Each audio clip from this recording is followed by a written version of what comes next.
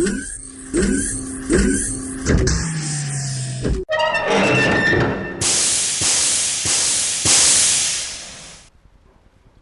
I'm going to show you how to modify either your R8 collet, which I'm modifying today, and as these pictures will show you how I modified the MT3 collet last time.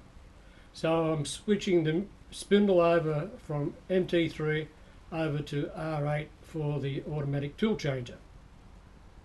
But the standard collet is too long, so you have to shorten it so as the base of the lip of the tool holder hits the base or the bottom of the spindle, and then that will enable you to always have a exact measurement for when you're doing your Z height and your offsets. Now you could grip it in the mill, put some shim in like I did on this picture for the MT3, and maybe mount a grinder like that and cut it. In your vise you could do it. Or if you happen to have a tool and cutter grinder like this one, you can set it up in a collet. I use a 5C collet, it's a 5C head, and then you change your wheel to a cutting wheel.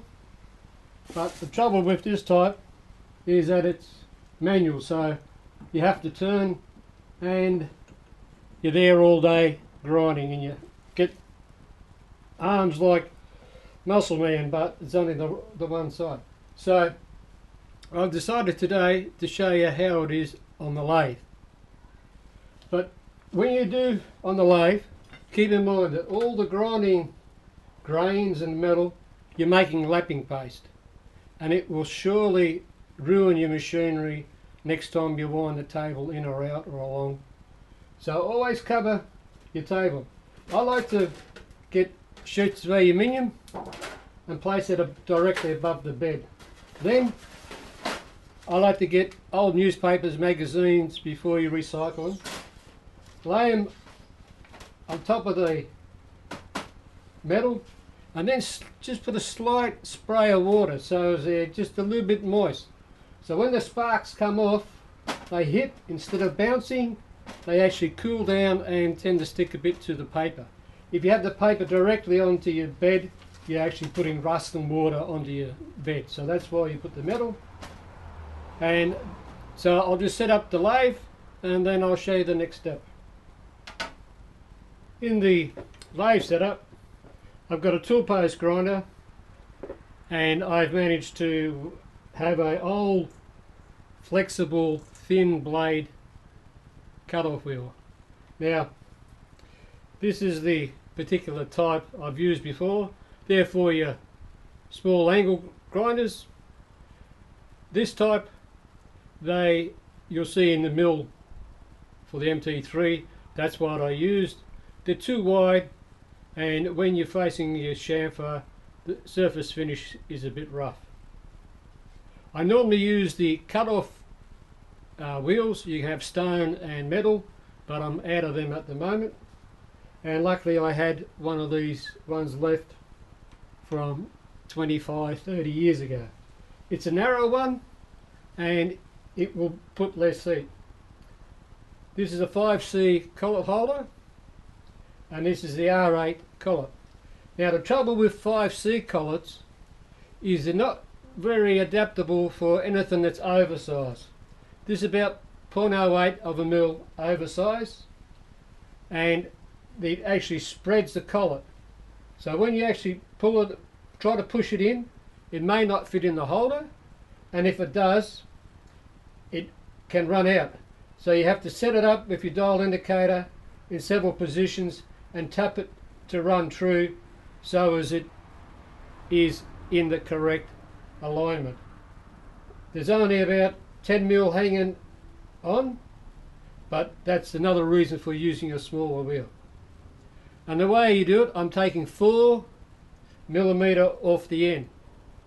So you start your cut, touch that face of the wheel on the front face of the collet, then you just zero your dial, wind in 4 and slowly take a cut.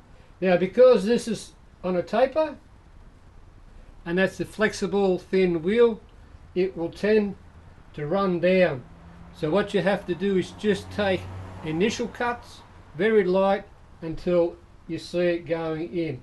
Wind it in, wind it out, until you have taken away the side cut, and then you can proceed to cut them off. I will be using the air or the exhaust side of the vacuum cleaner to blow air on it, and as I'm cutting, I will cover the rest of the workshop up with tarp because I want all my equipment safe. I then also have designed a splash guard out of an old PC case, best idea you can get. So I'll cover this all with paper and tin, and then I'll take a cut. I won't show you the boring bit cutting off because there'll be a lot of noise, sparks, which may get on the plastic lens of the GoPro and ruin it for life. So I won't be doing that, but I'll cut it off and then I'll show you at the end. Here it is, an hour or so later. As you can see, there's the offcuts floating in there. You can see the thickness I had to cut it. And with a little tub of water and the air blowing this way, most of the swarf, most of the grinding dust has been collected in a little tub of water. So that's a good way to do it. So an hour and 10 minutes to do about 6 mil deep. So it wasn't bad. Now if I wind the grinder back out,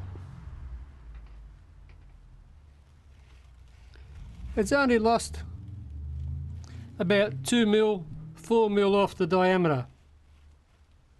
So that's good. I'll just show you the finish from the other end.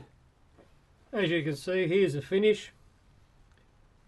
Now it's smooth. I haven't checked it for flatness. It doesn't really have to be flat because it is in thin air. It's just clearance.